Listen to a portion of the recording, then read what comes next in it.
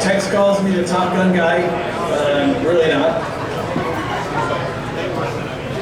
But it's funny that Tex is speaking tonight because about 3 years ago I spoke here, and I talked to Tex previous to that, and I said, hey, I'm a patriotic motivational speaker. I'd love to speak at the men's roundup. He said, yeah, I got you on the calendar somewhere. Well, lo and behold, he calls me Monday morning and says, hey, Stoller, you still want to speak at men's roundup? I go, yeah. He goes, all right, you're on tomorrow. So I'm glad he gives himself a no-notice speaker engagement as well. So, well, I've known Tex since 1995, and he's a very humble guy. So he showed up at the wing I was at, and I was like, who's this Tex guy? So of course, as young captains and lieutenants, we did some investigating. Well, it turns out he is a no kidding war hero. So he joined the Air Force out of ROTC from TCU in 1970, went through pilot training, and a year later he finds himself in Vietnam, what they call Southeast Asia. Well, almost 54 years ago to the day, he has his first flight in the A-1 Skyraider.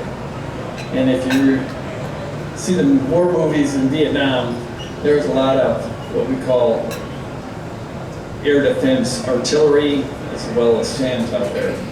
So Tex was in the thick of things. So get this, he had 104 sorties over there. He had 13 successful recoveries of airmen that were down. He ends up getting 3 Silver Stars, 8 Distinguished Flying Crosses, which is unbelievable. And top it off, yeah, no kidding. And in one story, he landed his Skyraider and they counted 240 bullet holes in the side of the airplane. I don't know how that thing was still flying. So good on you, Tex. Wow. Well, Tex, after that, advanced through his career and ended up at my wing, like I mentioned. And I'm a dumb young captain, right? I'm drinking beer, playing rugby, and flying airplanes. Life doesn't get much better. So you don't care about the wing commander until your squadron commander calls you one night and says, hey, what are you doing Friday? I said, well, I'm going to the wing Christmas party. He goes, okay, great. You get to escort the general's daughter. I'm like, whoa, okay. So I took Stephanie to the wing Christmas party. And I think everything went okay because I was not called into his office the next morning. However, when he left the base, he went to AFPC here in San Antonio, which was in charge of all the assignments for guys like me. He went to Texas. I got sent to Korea. So anyway, Tex went on to a very distinguished career. He is a war hero. He's my hero. So it's my pleasure to introduce the speaker for tonight, General Tex Brown.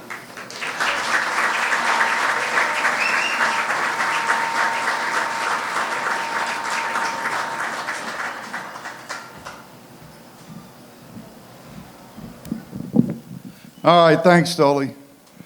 Yeah, he was a young F-16 pilot in the wing I was commanding, and I don't know if you remember, but he did take Stephanie to the Christmas party. It was about a week or two later that there was the New Year's Eve formal big function at the officers club, and my exec then took Stephanie to that function.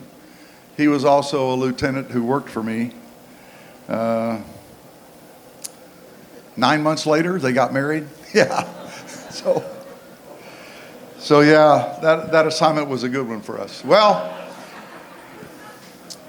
I've got a lot of things on my mind, a lot of things I want to say. I kind of want to, I've got some notes to make sure I don't get too off track. First of all, it is Veterans Day. This day started as Armistice Day. Many of you may know the history. We came out of World War I, the war to end all wars. There was never going to be a world war like that again. Well, not so fast.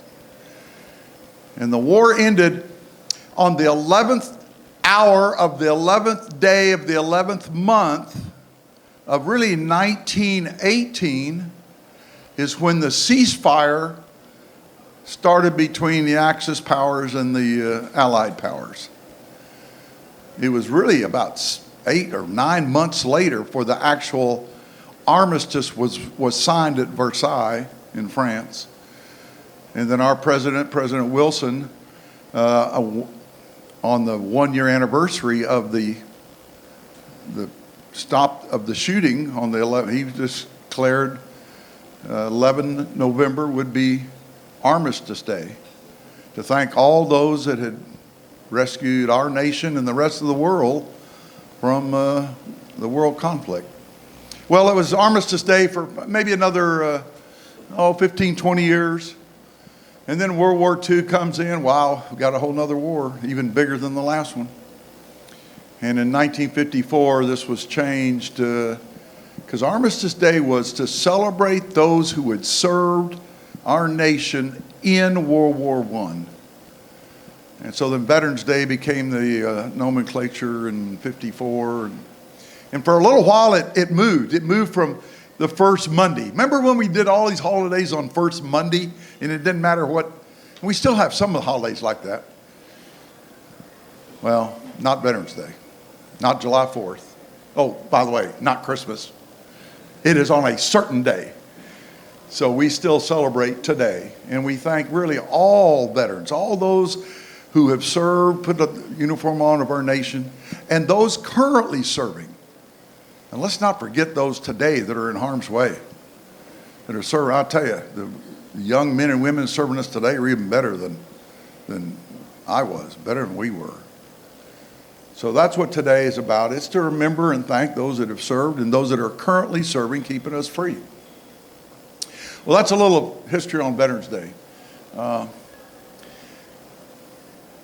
We've got some services that are all represented. The Army, the Air Force, the Marines, the Navy, Coast Guard. Now we got a force called the Space Force. So I'm going to talk a bit about those in a few minutes. My career started in 1970, like Stoley said. It started when I joined NROTC in 68, but in 70 I came out of college and I graduated on, I think we had graduation on a Friday night there in Fort Worth at TCU. Saturday we had a commissioning service. Sunday I got in my car and drove to Laredo Air Force Base, and I reported in Monday morning for pilot training. It was either take the class right then or wait 3 or 4 months for the next opening. And I said, what am I going to do, flip hamburgers at McDonald's for 3 months? Come on. I'll go right now. So I didn't take any vacation, any leave. And I did the same thing coming out of pilot training. I got that A1 assignment to go fly this old ancient airplane called the Sky Raider. And I was pretty excited about that. I remember there was an instructor pilot at Laredo who had flown Sky Raiders, and he was pumping me up, telling me how great it was. There was another one, I'll never forget him, I won't say his name. I went to see him and he said, "You, Lieutenant, you can't hack it. You won't make it. You'll never get there. And it's closing down. Don't even dream about it." It's funny how you remember those good and bad conversations that you have. It's interesting. I see that same guy now at Sky Raider Union, and he acts like we're best friends. He doesn't remember, but I do. I have forgiven him. I just haven't forgotten. Well, there was a class right after pilot training. There was an A1 class right away, or I could wait. And I took it right away. No leave, no vacation. I got to get through this training because they're going to shut down the airplane. And then I went through the different schools, the jungle school and water survival and all these things. In fact, there's one that's a POW survival. I got to tell you, that wasn't a fun school. But fortunately, I never was a POW. Then I would have been thankful I had that school. So I spent a year flying combat. Stoley talked about the one mission I came back with well over 200 holes in the airplane. It was a rugged old airplane. I'd only lost 2 pistons. I mean, it's got 18. How many do you need, you know? It was running a little rough. I could tell that. I'll never forget my wingman line comes up on me, and I'd taken a couple of SA-7 shots that I'd dodged and lots of AAA and small arms. But we rescued a 6-person Marine helicopter crew that day, call sign Lady Ace, on July 7th, 1972. My wife says, you can remember details about things that happened 50 years ago. You can't remember what I wore to church last Sunday. I said, I'm sorry, babe. Something about the adrenaline and that gets in when you're in combat situation. Yeah, my wingman joined on my wing and comes up on my right side and says, hey, you're pretty clean over here. He comes over to the left side and he goes, oh, you look like Swiss cheese on this side. I said, yeah, it's running a little rough. And the power wasn't responding. So fortunately, we weren't far from Da Nang, and I was able to land it back at Da Nang, and only had 1 gear collapse, but it was okay. It's a rugged old airplane. I'll never forget the crew chief comes up the side of the airplane. I'm off on the side, and he comes up the side and he says, you ruined my airplane. I said, they were shooting at me. Come on. Fix it. I got to go fly again tomorrow. So, one story I'll tell you from that year. So I was, we flew close air support for troops on the ground. And I got to tell you, for about 5 years when I came home from Vietnam, if I walked into an Army bar or a Marine bar and they saw my Sky Raider bracelet, I couldn't buy a round in that bar, because they knew that I probably, or guys like me, had flown over the top of them and maybe saved their lives, because that was close air support. We did a lot of that. The other mission we flew were search and rescue. Stoley talked about I was in on 13 different rescues where pilots get shot down, or crews. Sometimes it was a whole Marine crew, helicopter crew, or front and back seaters in an F-4 or an F-8. And I'll never forget, there was a Navy F-8 got shot down in the northern part of South Vietnam, right near the A Shau Valley.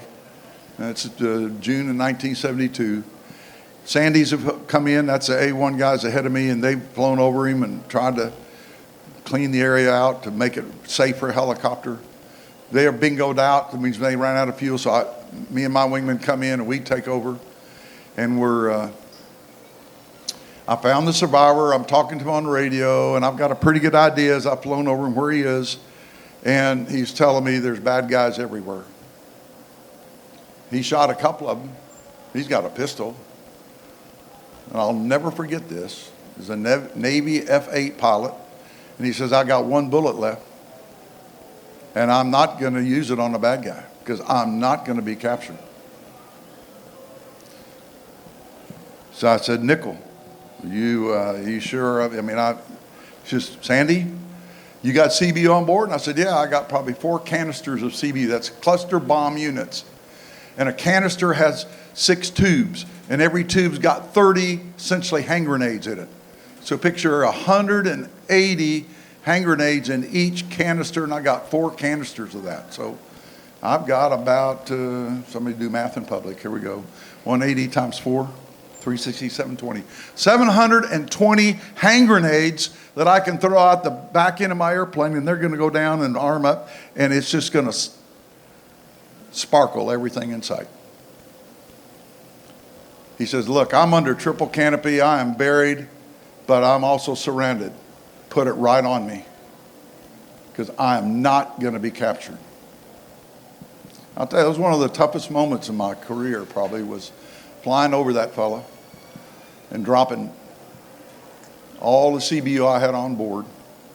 I did know that when you go over and you pickle it out, it goes out the rear end, it spins up, and when it hits the ground, it detonates. And I'd seen enough of it and dropped enough of it to know that right at the core center, there's kind of a donut that gets formed. So I went right over the top of him, and if I drop it just right, he'll be in the donut, and all the rest of the outside of the donut would. So that's what I did. I came off the pass. My wingman's up high watching. And I give him a few seconds, and I come off, and I'm saying, Nickel, Sandy 7, are you there? No answer. Nickel, Sandy 7, no answer. Pull over some more. Finally, Nickel 102, Sandy 7, come up, voice. I'm here, now get my ass out of here. Woo! Boy, was I happy to hear that voice. And we did. We got him out of there. We brought in Jolly Greens, and they could go into a hover because now it's safe enough to bring a Jolly Green in, and we rescued. I got to tell you, when we rescued somebody, and we come back and land, grown men stand and cry on that ramp when you realize you just pulled somebody out of the jaws of death or the jaws of the enemy going to be a POW. So it was a tremendous mission.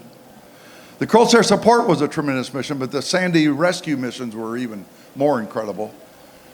So I got to tell you, most guys that went to Vietnam, especially on the ground, that was rough. That was difficult. But not only was I in the air, and my cockpit was my cocoon, but I felt like we were really making a difference, rescuing fellow Americans. Tell you one more story. One time I'm on a SAR. We call it the Silver Bar SAR. There were 4 of us in Sky Raider. Every one of us were first lieutenants. I'd gotten there as a second lieutenant, made first pretty quickly. So I spent most of my years as a first lieutenant. And some of those guys I'm still great friends with. It was the Silver Bar SAR. We've gone into the southern part of North Vietnam to rescue this downed F-4 pilot and his Wizzo. We've flown in high altitude, and then we've dropped down low altitude to stay out of radars. And we're running around low, and actually, I should have changed my fuel. I'm running on a external fuel tank, and when we went down and added power, the rule was go to the main tank. Well, I still had some fuel in the center line, and I wanted to use it up so I'd have more fuel from my main tank. So I left it on external. And I'm down low, and we're flying around and go as fast as we can, which is not very fast. And my engine quits. I knew immediately it ran out of fuel. I was still on the external fuel tank, not on main. So I reached down, changed the lever to main fuel, but it's already quit. So the fuel in the line has already been taken away. So I got to prime it. I got to take the throttle and back and forth a couple. And all this time, I'm down low, and I got no power because the engine has quit. I got 2 or 3 things in a few moments to decide to do. Is it going to restart? Do I need to jump out? Do I get rid of all my stores, all the ordnance, which I'm no good after that? And literally, as I look up, I'm down low, and there's trees in front of me, and there's a gap in the trees. And I aim to that, and there's a huge valley behind it. And I know that God made that happen right then. It wasn't me. I probably should have either died into the tree line or left that airplane. But there was an opening. I glided through that opening. There was a big valley below it, which gave me airspace to time to prime it, pump it back up, and the engine came back to life. And I got to tell you, the guys I flew with never knew what happened because I didn't tell them that I had just let the engine quit. So I got to tell you, I know that I flew a single-engine, single-seat airplane, but God was my co-pilot for that entire year. Now, I had a dad who's a preacher, and y'all heard me talk about him before, and the music we sang, that all came from my dad's quartet days. So I had a dad and mom I know that prayed for me every night.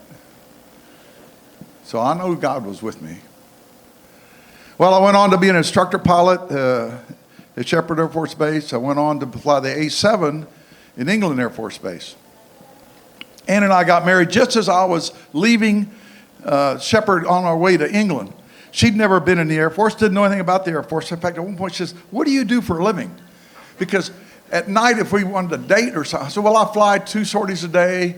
And then I was playing ball. I was on like 4 different softball teams at the same time. I mean, I'd played baseball in college. So, here I am. And she says, you play ball and you fly airplanes. That's what you do for a living? My taxpayer dollar pays you? When I saw my life through her eyes, I went, why would I stop doing this? I'm having way too much fun. Well, we got married and moved to a foreign country. We moved to Louisiana. And I'm telling you, we were in Alexandria. Anybody been to Alexandria, Louisiana? Yeah.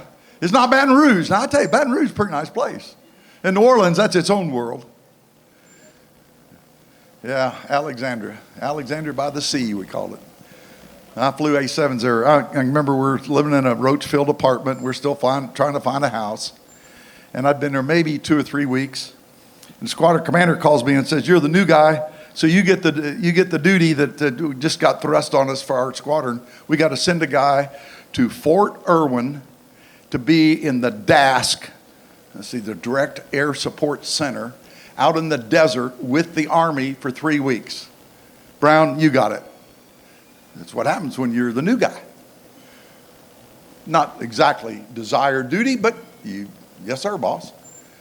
And so I came home and told Ann, well, next week I've got to leave. I'm going out to Fort Irwin in the middle of the desert of Mojave, and it won't be fun. So this isn't like a fun trip. She says, you're leaving during our marriage? What are you talking about? Well, yeah. I said, I got to go TDY. What is TDY? She had no idea what that meant. Well, that was the beginning of a long marriage of learning what the Air Force is all about. So Ann put up with a lot of trips, a lot of TDYs, a lot of me being gone. But all our families have done that. That's kind of the life of the military. Well, we spent 2 years there. I actually came to Randolph for the first time after that and came to the Personnel Center. Stoley talked about me commanding the Personnel Center. I did that in the year 2000. But I had been here as a captain and made major while I was here, handing out fighter assignments, doing exactly what Stoley talked about, handing out assignments to fellow fighter pilots.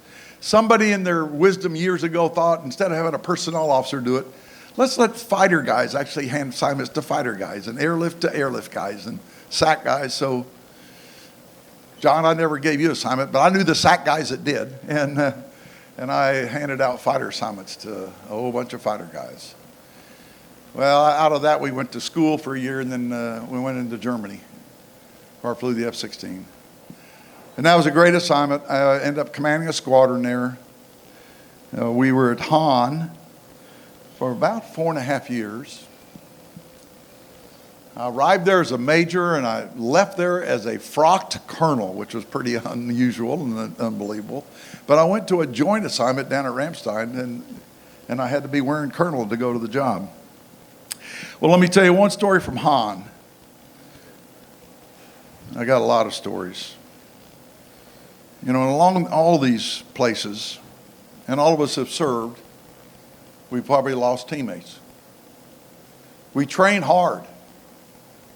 If you're going to go into combat, you got to train like you're going to combat so that when you go into combat, you're not scared of it. You're prepared for it. Well, when you train hard, and I don't care whatever service it is, you have injuries and sometimes you even have deaths. So I remember losing a couple of guys when I was operations officer and then later squadron commander in my F-16 squadrons. Flying is, especially when out there fighting air to air, doing what we call dogfight, it's a dangerous business. But the story I'll tell you is, I got called in by the wing commander. I'm a squadron commander. I'm a lieutenant colonel. The wing commander is a full colonel. He works for a numbered Air Force commander. It's a 3-star who works for the 4-star, who's the boss of all of Air Forces Europe. So the wing commander tells me the 4-star and he and one staff officer are in charge of and planning a mission that my squadron is going to take and I'm going to lead it. But nobody can know about it. Wow. So you'll work with this one staff officer down at the headquarters, and then you're probably going to make a trip to the place before you go. And I found myself going to Israel. The year's 1986 that I went over on the trip. And we planned a deployment of American fighter jets to Israel, first ever in history.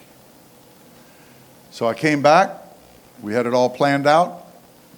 I picked the 9 airplanes we're going to take. The 9 jocks are going to fly those airplanes. Another 10 or 12 that would go with us. We got to have a maintenance group. And told them all, pack a bag.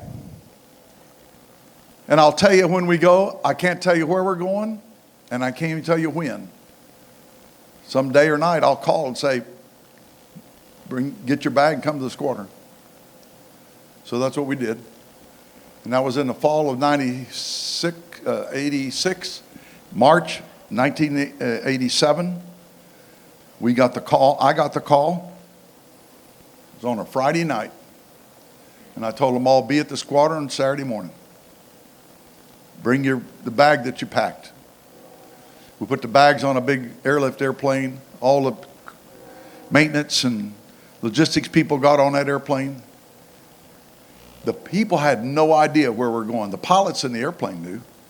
I briefed the 8 other pilots, handed them maps, handed them their lineup card. Then they knew they were going to go land in Israel. But I wasn't allowed to let them get to a phone call. Nobody could tell our wives. We couldn't tell it. For 6 months after we returned, we couldn't tell anybody where we'd been. It was that classified. I got to tell you, though, in the 3 weeks we were there, it was an awesome, unbelievable trip. We took off in the airplanes. We joined up in sets of 3. So I'm the lead. I got 2 guys so close to tucked into my wing, we looked like one radar blip. And I got 3 others. They're tight. These 3 are tight. So we look like 3 radar blips. And all the way through France and through the Mediterranean, we were just, and our call sign, my call sign in all of Europe was Sandy. And they gave that to me. So it was Sandy, 2, 3. That's all we ever said. There were 9 of us. But on radio, we sounded like 3. We looked like 3 on radar. We climbed up, got out over France, got out of the Mediterranean, and then we joined up and spread out and hooked up with tankers. And tankers took us all the way through the Med. We were a little concerned that Libya might launch somebody on us. So there were 3 of us that had real missiles on board. The Libyans never did launch on us, but the Greeks actually did. Well, the Greeks are our friends. So the Greeks sent an F-104 up, and then when they saw there were F-16s, they just peeled back off and went back home. And an Israeli F-16 came out and met us 100 miles out, turned in front. I joined on him, and we flew right down into Israel and landed at a base that as we flew over the base, Ramat David, I couldn't even see it. I knew we were over a base, but it is so camouflaged. You and I built that base. U.S. taxpayers built that base. We pitched out. The runway is kind of like this table against, it would be a brown concrete instead of white. That's why it's hard to see. Landed in, each one landed in a row, taxied off, went downhill slightly, and we disappeared under camouflage canopies. It's an unbelievable place. We flew there for 3 weeks. I asked for, and they let us have personal time on the weekends. And in fact, the Israelis organized buses, and we saw every Christian site you can see. So I had about 200 of us, Americans. I got to tell you, the Israelis, they had us with armed guards, and It's not many places you see a uniformed woman with an Uzi or a M16 draped over the shoulder and ready to use it. And you do not want to upset her because she will use that thing. Wow. That is a country that everybody serves. And they understand what it means about security. We've seen them obviously in the news here recently too. Well, that was our experience. We got to see every Christian site you can imagine, all up to the Galilee, all along the Jordan River, all over Jerusalem. It was a tremendous experience. I got interviewed at the very end by their Secretary of Defense. His name was Sharon, and just a private. He had a cameraman, and we're in a room, and he just, because it's never happened before. So what was the experience like? How was it like? And well, I was just awestruck, and it was tremendous being with the Israeli Air Force. They were tremendous hosts. We had a big, going away party. The next to last or third night before we left there in some cave with the Israeli pilots and ours, and everybody's having fun. And I'd put a quartet together. Can you imagine? I had a quartet of fighter pilots. I had a tall drink of water named Jimmy Jones, who he was a music major in college. He quit, went to OTS, and followed his dad's footsteps, who was a fighter pilot, and here he is, a lieutenant in my squadron. And I got another kid who'd grown up in the church, and he sang baritone in the church choir, and he read music, and Kirk Bartlow, the skull, and he could sing. And actually, there was a young guy who was a captain. He was one of my flight commanders. He was a great pilot, P.K. White. He didn't read a bit of music, but he had an ear like I've never seen, and he could play the guitar. And if I got a song in front of him, he'd memorize it. So I had a top tenor, and he could sing tenor. A lead, a baritone, and of course I sang bass. So we sang for the Israelis. Well, we knocked our socks off, What are fighter pilots doing singing in harmony? Nobody's ever heard of that before, We've seen fighter pilots singing at a bar, but it wasn't in harmony, was it? Like in Top Gun. All right. Well, it was just an unbelievable experience to go to Israel. When I'm in this interview with this fellow Sharon, and I'm telling him how awesome it's been, and they let us drop live ordnance on their range. I got to tell you, in the F-16 in Israel, you go to 3 minutes, you better start turning or you're out of the country. And we could not leave the country. I mean, we were not allowed to fly into Jordan, certainly not allowed to fly into Egypt or go north into Lebanon. We had to stay in the country or out over the Med. So, boy, you didn't go straight for very long. But he said, well, how could we make it better? And I said, well, sir, the only way to make this better would be allow your pilots and our pilots to fly against each other. They didn't allow us to do what's called dissimilar air combat. We could fly against our own guys. They flew against their own, but we never got to fly Americans against Israelis. And I said, I think we'd all make each other better. I'll never forget. He turns to the cameraman and says, turn the camera off. In fact, get out of here. He chases the guy out of the room. So it's just he and I. And he says, Colonel, my pilots are in combat every day. We have enemies. This is 1987. We have enemies to our north, our south, and our east. My pilots think they're the best in the world. And against all of our neighbors, they are the best. If they fight against you, they're going to find out they're not the best. They don't need to be any better. They're the best right now. I said, got it. Man, this is a guy that understood. He understood his Air Force and his military. Well, Han was a great, I could stand all day and just tell stories just from Han and the F-16.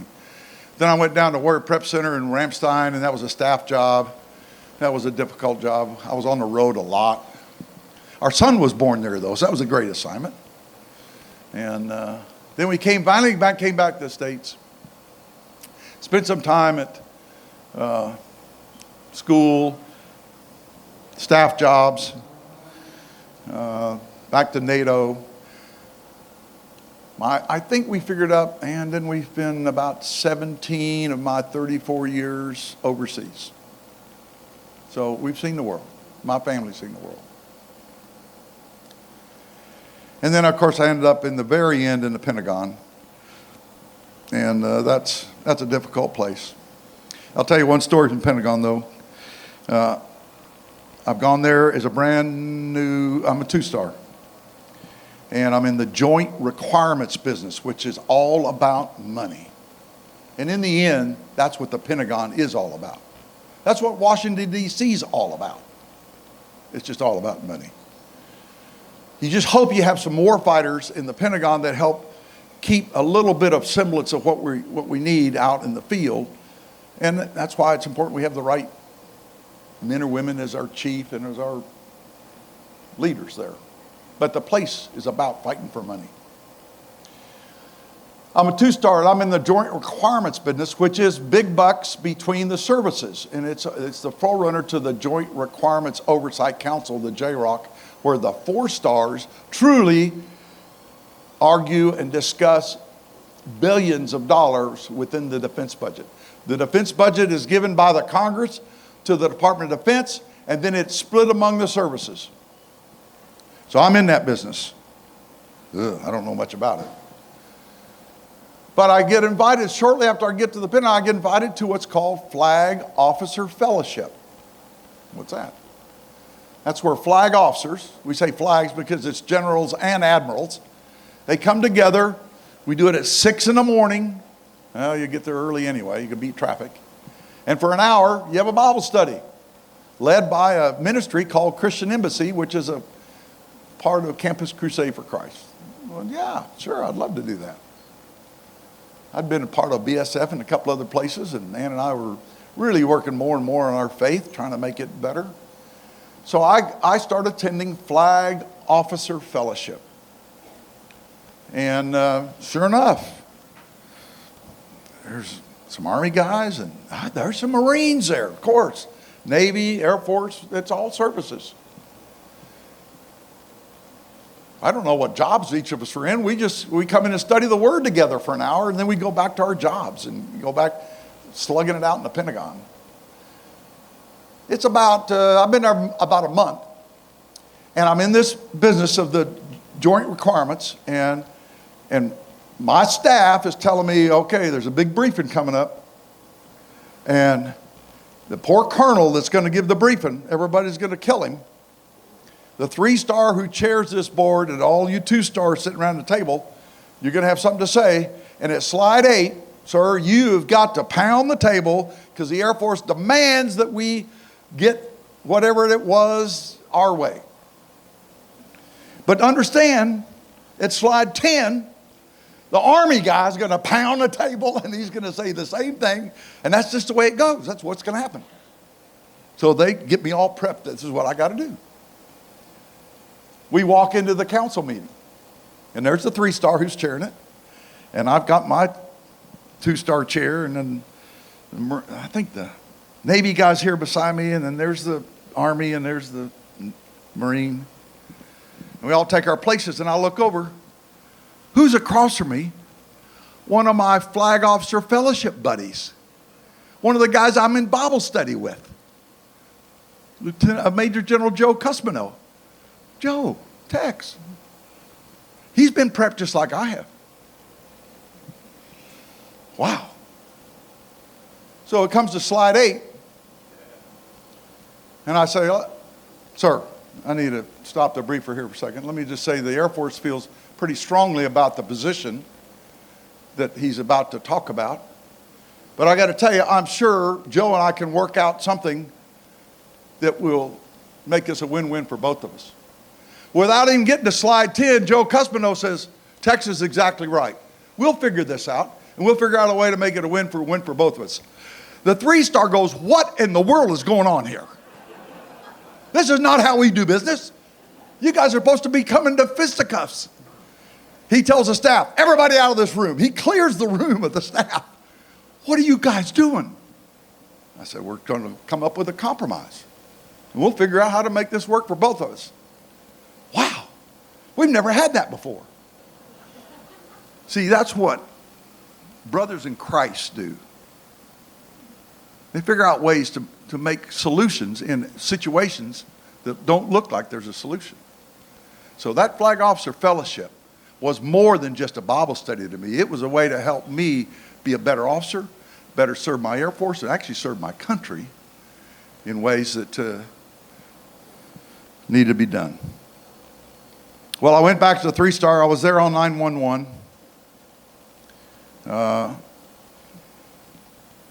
We were down in the basement when with a brand new chief of staff. He was on his first day on duty. He'd just taken over the Friday before. He was home helping household goods on Monday, supposedly. And Tuesday morning was his first staff meeting. Tuesday morning, September 11th, 2001. And so every general that was on the air staff is in that room with him. And I'll never forget the airman running in and whispering in the ear of the chief and the secretary of the Air Force. And he says, well, put it up on the, we had these huge slide boards down there. And up we see is the burning tower. And while we're watching, we see number 2. Well, I'm in a room full of probably 40 airmen. At least 30 of us are pilots. And we know about flying airplanes. And it's pretty clear, especially after number 2, this is not an accident. And it's not weather. And it's not, this is intentional. I'll never forget the secretary turns to all of us and says, what do we do? He said, you got to get every airplane in the sky on the ground. Well, nobody can do that but the president. So secretary picks up the phone to call the SecDef. Remember who that was? A guy named Rumsfeld. My dad loved Rumsfeld because he stood up to the media. I got to tell you, Rumsfeld was not easy to work for. Oh, boy. Well, Rumsfeld immediately takes a call from Secretary Roach, and he calls the president. And we all know the story. He's down in a classroom in Florida, and he gets the call, and the president says, do it. I take the advice of my senior airmen and all the country. So that's when every airplane in the sky was told to land immediately. And then we started trying to find airplanes to get airborne to see if we could intercept anybody else that didn't land. Remember, we know at least 2 more didn't land. One of them was headed back for the Pentagon, which we didn't know then, but we know later. And then one of them was turning around out over the field in Pennsylvania when Todd Beamer and his group decided enough was enough. Well, that was a day that changed our country. I got to tell you, I believe President Bush was like Esther. He was a person in that place at that time God had placed. Just like Esther saved the entire Jewish nation because she had the ear of the king that was about to wipe out all Jews. I believe President Bush was the right person in that job right then to bring our nation back to where we need to be. He was a state senator. He's just given up the position. His name is Brian Birdwell. Anybody know Brian? Anybody know Brian Birdwell? Lieutenant Colonel Brian Birdwell, United States Army. He was the exec to one of those Bible study generals that I dealt with, a guy named Van Antwerp. Then a 2-star, later made 3-star. Van was a great, great believer. Man, we had lots of great times together. Well, Van Antwerp and his staff, he had taken a day off out of the building to do kind of let's do an annual review of who and what we are. He was the head civil engineer of the entire United States Army. And so he said, we got to if you don't get away from the building, you can't get anything done. So he had an off-site day for his staff. So they weren't in the building. His secretary was still there. Brian Birdwell was his exec, and he was still there answering phones and taking messages. That airplane entered the west wing of the Pentagon, about the 4th floor, and penetrated all the way into almost A ring. It entered right at the office of General Van Antwerp, and the other wall of that office was the Chief Personnel Officer of the United States Army, General Tim Maude. Lieutenant General Tim Maude was in his office, and he died instantly. Van Antwerp was not in his office. He was at an offsite. But his exec and secretary were there. Well, Brian Birdwell had gone down the corridor to the men's room at about 9:31 or 2. Nature call. As he's coming out of the men's room, way down the corridor, that's when the airplane hits. He looks out, all he sees is fireball down the hall. You know, in the movies, these fireballs, these guys run ahead of the fireball. No, that doesn't happen. Down he goes. He's on fire.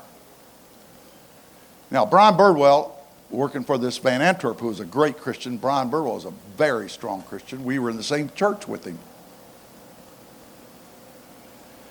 All he remembers is falling flat on the ground. He's on fire. And he says, all right, Jesus, I'm about to come meet you. This is it. I'm done. And they were in the brand new renovated part of the Pentagon. A lot of people don't realize that.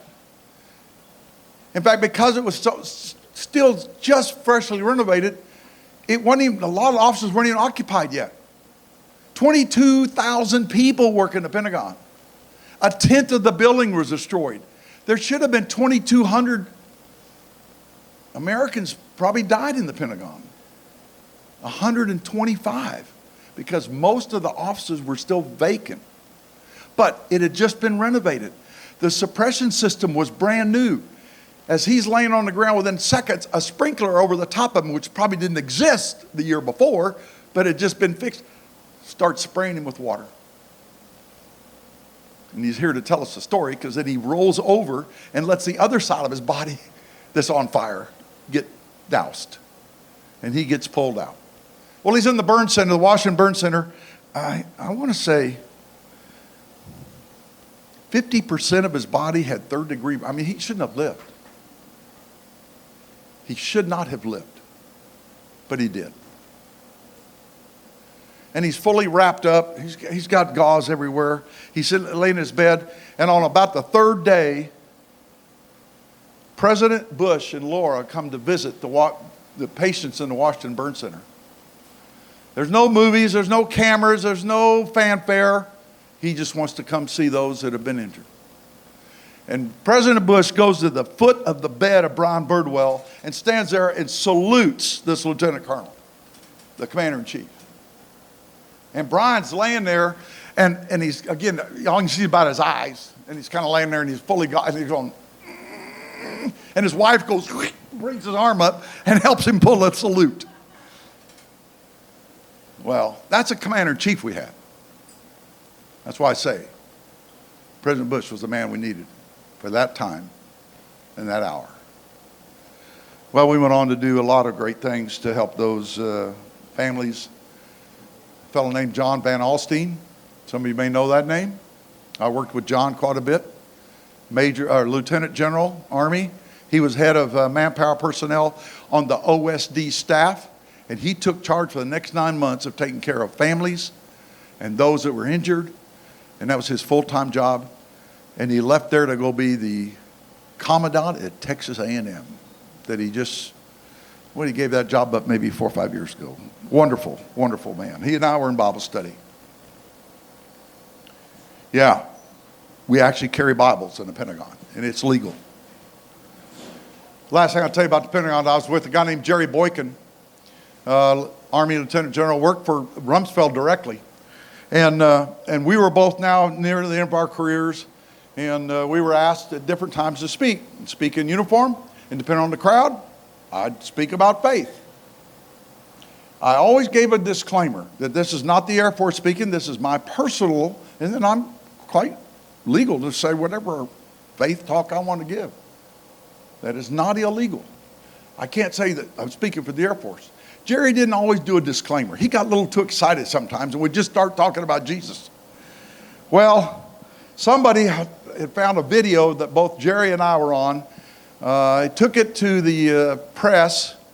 I'll never forget, my brother calls me one day and says, you need to turn on CNN. I said, Tim, that's the Communist News Network. I never watch CNN. Well, you need to watch it now because you're on it. What do you mean I'm on it? They got your mug on there and they're showing some video and there's a guy ranting and raving to the point the CNN commentator's even going, I think you're a little overboard on this. And he was claiming that Boykin and I should both be tarred and feathered and thrown out and put in jail because we were talking about Jesus in uniform. Well, Jerry worked for Rumsfeld. Rumsfeld didn't like the press, so he slapped him around a little bit and said, okay, Jerry, just, give a disclaimer. I got called in by my chief of staff. Tex, can you just stop talking about Jesus? I'll never forget, I told him, well, sir, if I do, the rocks will cry out. He went, what? Okay. All right. When the crowd is right, I'm going to talk about it, but I'll always disclaimer. But I don't talk every time to every crowd, so. Well, a couple quick stories about the services. Every service has their values, has their what's meaning to them. I'll tell you, there's not a Marine that doesn't understand Semper Fi. Semper Fidelis, always faithful. Simple Partis, always courageous in the Navy. The new Space Force has a Semper Supra, always above. Well, I guess they are. They got all the satellites. Air Force, we never had anything like that. So we had a chief who came up with the thing called core values, and every airman in the Air Force today knows the three words that represent our Air Force: integrity, service, and excellence. Integrity first, service before self, excellence in all you do. I'll tell you, those are words that come really right out of the Bible. In fact, the word integrity is used when Job, his wife said to him, let your integrity go and just die. Curse God. He says, woman, shut up and get behind me. Boy, that's a pretty brave man when you're telling us. Well, there was a great athlete out of Beaumont, Texas. Maybe the greatest athlete that ever lived. You're trying to think, Jim Thorpe was in. It's a woman. Her name was Babe Didrikson Zaharias. She married George Zaharias later. Babe Didrikson grew up playing all the games with the boys. In fact, they named her Babe because she could hit the ball farther than anybody else on the ball field. Well, Babe was in the, I want to say it's the 32 Olympics in Los Angeles. Remember the 36 Olympics? Jesse Owens. Boy, in Berlin, what a time for somebody like Jesse to do what he did. But 32 Olympics, mostly men, but there's 3 or 4 women's events. Babe wins 2 golds and a silver. Well, there weren't any professional track athletes, so what's she going to do? She picks up a tennis racket and teaches herself the game of tennis. Within 3 years, she's on the tennis tour, winning every tournament. It wasn't even a challenge. Scott, you should have played her. That'd have been good. She gives up the tennis racket, says, well, looks like there's a ladies' golf tour. I'll go play some golf. She never had a golf club in her hand in her life. She's an athlete. So within 3 or 4 years, she's on tour. And then she's winning almost every tournament there is. So at the 40s, if you look, you'll see Babe Didrikson is the #1 golfer, female golfer in the country, maybe in the world. It's somewhere in about 46 or 47. It's the Women's U.S. Open. It's the last day. Actually, it's a pretty close tournament. She's leading by 1 stroke. She's on the 16th hole. And she hits a big drive, but she hooks it, and it goes in the left rough.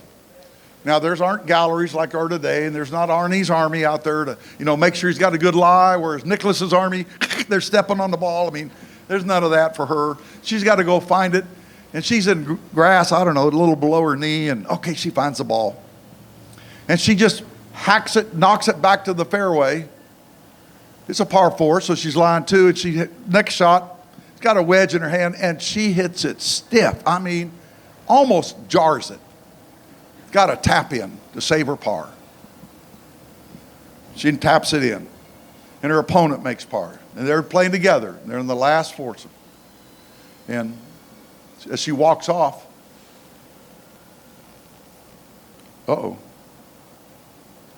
it's not my ball.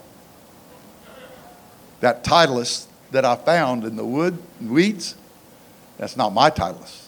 Doesn't have my mark. So she tells the official score, and at that time the rules were you had a 2-stroke penalty for hitting the wrong ball. She says, instead of a 4, you got to give me a 6.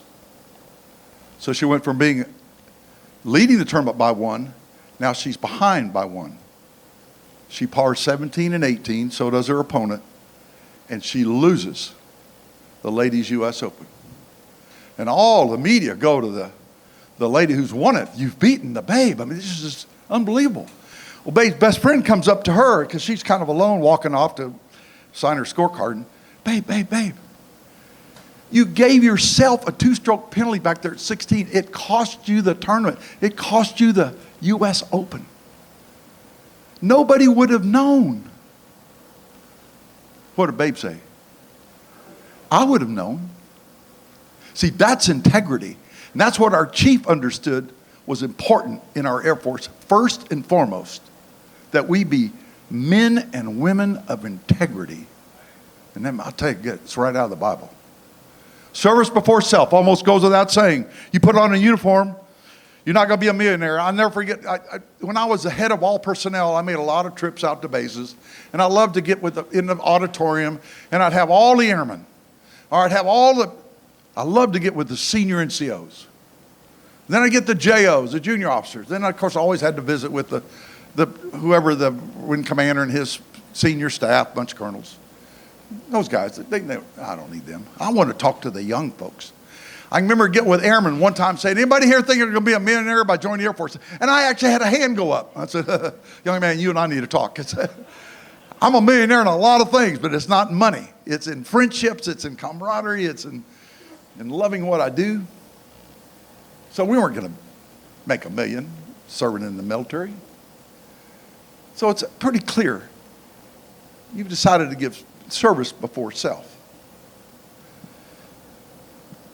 I told you I was at NATO as a full colonel, and I actually got promoted to 1-star in that assignment. I was in Belgium. We're living there together, and families with us, and Belgium was okay. It wasn't quite Germany, but it was okay. I'm back at a conference in Norfolk, Virginia with SAC Lant. I'm at SHAPE. These are all just terms that have to do with high-level staffs on the NATO world. And I get a call from a colonel who's the exec to a 4-star that I knew pretty well. I had checked him out in the A7, and I knew General O. And he says, hey, Tex, if you're nearby, General O wants to, he was going to talk to you on the phone, but can you get over here to Langley? I was in Norfolk. That's just 30 minutes away. I said, I'll be there in 20 minutes. He said, you can't get it. I'll be there in 20 minutes. So I get in the car and I race over to Langley Air Force Base. I go into the 4-stars office, and Colonel Johnson escorts me in and says, he's going to offer you a command. I said, well, I hope so. I mean, I'm expecting. I don't have it pinned on, but I've been promoted to 1-star. I'm hoping to get a command, wing command, and I'm thinking about all those F-16 wings out there that I'd be perfect to command. Shaw and Hill, and go on and on, Luke. So I go in to see General O, and he beats me up a little bit and says, yeah, it's a good thing you married up. That's why you're doing so well. I should be talking to Ann, not you, but you're here. So I want you to take command of the 24th Wing. That's in Howard Air Force Base. Howard Air Force Base. There's no F-16s there. That's in Panama City, Panama. I said, What do you say to a 4-star? Anybody know what you say to a 4-star? That's what you say to a 4-star. Yeah, you got that down. Yeah, it's pretty easy. I salute smartly, and he kicks me out. As I walk out, Colonel Johnson sitting there, it's, I don't know, 4 in the afternoon. Herb goes, you need a DSN or Audubon? You need to call Ann? I said, yeah, please. Well, she's back in Belgium.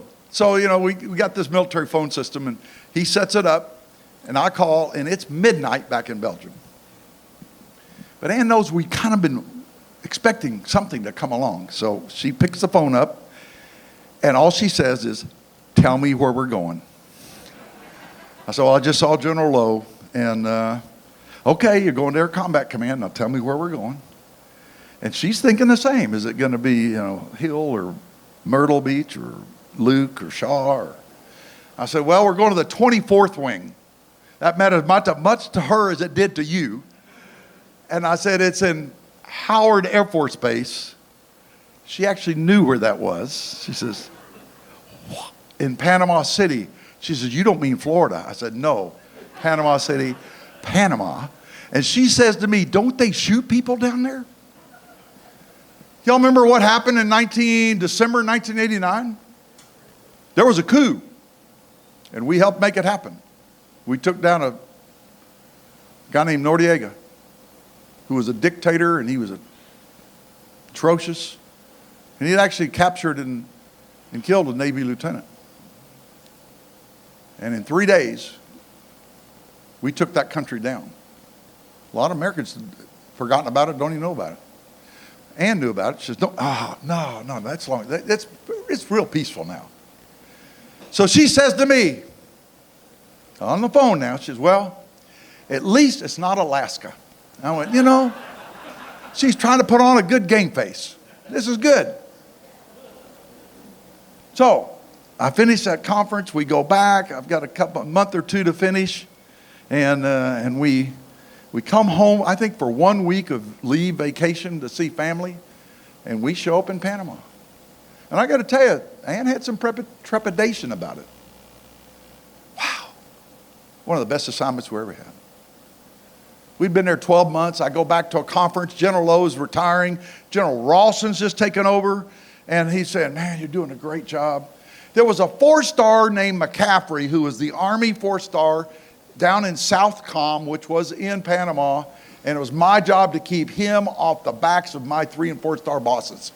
And I did a pretty good job of that. And they loved it. Said, man, you're keeping McCaffrey at bay, so keep doing what you're doing. I said, we love this assignment. We gotten very involved with it. We found my vice commander was later a BSF teacher. Can you believe that, Paul? My OG and his wife we were all part of the chapel community. In fact, I got to tell you, when we left, the commander came in after me and said, this place got way too Christian. What's going on around here? So we had a great time. I'm back for this conference at the 12-month point. Yeah, you're doing great. Another year. I'm out a bass boat. I mean, we're loving being there. And then I get a phone call one day. It's in August. I've only been back from the conference a month. And my secretary says, sir, you got General Ralston on the phone. This is a 4-star. He never calls me. What's he doing calling me direct? Hey, Tex, it's me, Joe. Oh, yes, sir. I don't call him Joe. You've been doing a great job, but man, I need you. I need you somewhere else. And I need to get you back in the F-16. I got an F-16 wing. It's really not in my command, but you know where I came from. And I'm really close with Senator Stevens. You're the right guy to go take command of this wing. It's the 354th Wing in Eielson Air Force Base, Alaska. What do you say to 4-star? So I hang up the phone and I tell the secretary, I'll be out of the office for a few minutes. I go down my back steps, get my staff car. Our house is right there on base. I don't know, 3 or 4 blocks. I go up the hill to where our house is. And we got a nice wing commander house there. And I come walking in the kitchen door. I don't know, is it 2 o'clock in the afternoon? And Ann goes, what are you doing here? I never walk in the middle of the day. I said, well, she says, we have an assignment. Where are we going? How can that be? I got to tell you, Ann's my best friend. She reads me like a book. We kind of finish each other's sentences these days. It's almost embarrassing, but she could tell. I said, babe, we need to go sit down on the couch for a minute. Just tell me where we're going. I said, all right. We're going to the 354th Wing, Eielson Air Force Base, Fairbanks, Alaska. Well, Ann Brown says, well, at least it's not. She never finished. You'll have to ask her what she was thinking because she's never said. What she did say was, it doesn't matter. I realized I prejudged this assignment, and this was a great assignment. I'm not going to prejudge again. If we're together, our family's together, we go. That's when I realized my wife, my kids, all those wives and kids of other, that's who service before self applied to. It's the families. I mean, we get to go fly airplanes. We get to go fly jets and have fun. It's the families when the conditions are difficult. That's service before self. And that's exactly what Christ talked about when he gave the last commandment. He's with the disciples, and they said, what are the greatest, and they're trying to get him to relive the 10 commandments. You have no God before me. But the second was, love your neighbor as yourself. Love each other as I have loved you. That's what service before self, caring and loving others. Our chief understood that's what our Air Force needed to do. Well, the last value he gave us was excellence. Excellence in all you do. I talked about that tall drink of water named Jimmy Jones that was my lead singer in my quartet. Well, he came in as a lieutenant, and he's the new guy, so the new guy gets the worst job in the squadron. He got to be what we call the snacko. Keep the snack bar stocked. And I've gone through, I don't know, as a commander, I probably had 5 or 6 different snackos. Every 2 or 3 months, a new lieutenant shows up, you're the snacko. And it was okay. Boy, that young Lieutenant Jimmy Jones looks at me in the eye and says, I'm going to be the best snacko you ever had. I'm like, well, who is this guy? And he was. Man, we had the best snack bar. It was always stocked. Everybody loved it, and that's the life of the squadron. Well, I should have realized that guy was going somewhere. Because, see, he understood excellence in all you. Whatever you do, do it to the best of your ability. I don't care what job you're given. I remember a couple of jobs I was given I didn't want. Do it the best you can. Jimmy Jones retired as a 2-star and would have gone on further, but he decided he needed to retire for his family. I saw that as a lieutenant. This kid's going to go a long way. So integrity, service, excellence, those are things that our chief gave our Air Force. They're implied in almost every service. We just have those to hang on to, like Marines have Semper Fi to hang on to. We needed something. But Christ gave us those same kind of values to hang on to. And I hope in your walk, in your daily life, study the Word, stay in the Word, just have a little talk with Jesus when you need it. Thank you all. Thank you for being here tonight.